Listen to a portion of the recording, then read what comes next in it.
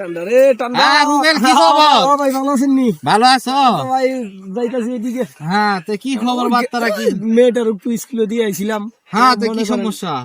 মেয়েটারে মনে করে ফল ফলিচের নাম জিজ্ঞাসা যে বাংলাদেশের জাতীয় ফল কি, বাংলাদেশের এই এই জাতীয় পাখির নাম কি, হ্যাঁ জাতীয় পশুর নাম কি, হ্যাঁ। জাতীয় ফুলের নাম কি, এগুলি নানান প্রশ্ন করে। কে মায়া উত্তর দেওয়া পারেনি? না না, মায়া উত্তর দেওয়া আছে না।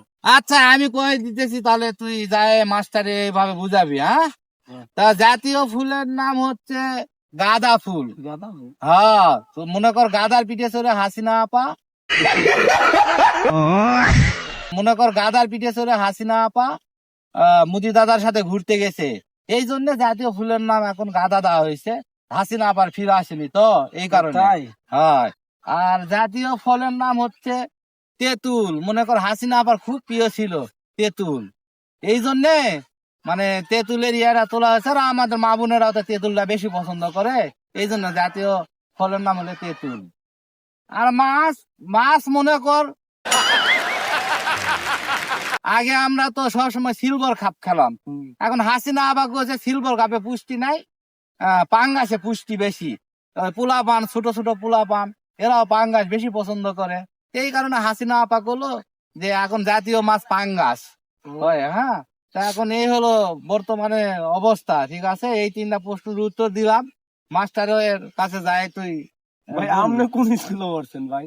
আমি কোন স্কুলে পড়ছি এটা আবার জিজ্ঞাসা করলি?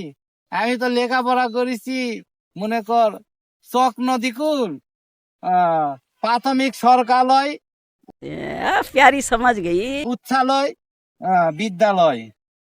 এটি আমার কোন স্কুল ভাই? আমি কোনোদিন পড়ি নাই। আরে বেটা শোন, কোন স্কুল মানে এটা প্রশ্ন নাই, এ ঘটনা তাহলে শোন।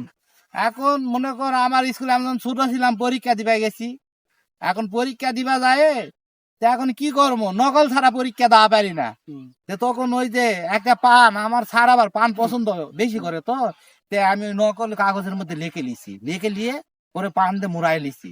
পরে এখন যখন পরীক্ষা দিই তখন ঠাস করে স্যার চলে আইছে, আমার তো নকলে অর্ধেক লেখা হয়েছে, অল্প একটু আছে।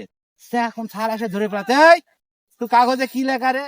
তা আমি তখন কোনো যে স্যার তে এটা কি ছিল, আপনার জন্য একটা পান আনছিলাম, তা এখন এই পান আপনি খাবেন নাকি পরীক্ষার সময় তো? তো স্যার কয়, হ্যাঁ পান তো আমার পছন্দ, আনছি, ভালো কাজ করেছিস, দে পানটা দিয়ে আমি খাই। তো স্যার পানটা নিয়ে গেল, আমার একটু নকল লেখাটা হলো, স্যারে আর ধরতে পারেনি। পরে পরীক্ষা তো শেষ, ফলাফল বাড়াচ্ছে যখন, এখন তো দেখি পরীক্ষার ফলাফলের পর সবার পিছনে আমার নাম্বার, পাস করেছি টানে টুনে 50 নাম্বার আছে। পরে আমি স্যারক যাই ধরেছি, স্যার আমি তো পরীক্ষা ভালো করে দিচ্ছি, তাহলে আমার নাম্বার কম কে? তো স্যারে কয়, শোন তুই তো পান দিছিস, পানের মধ্যে জর্দা বেশি দিসনি, এই জন্যে তোর নাম্বার কম। তার মানে আমি তখন বুঝতে পেরেছি স্যারে মনে হয় আমার নকল ধরে ফেলাইছে কাগজে।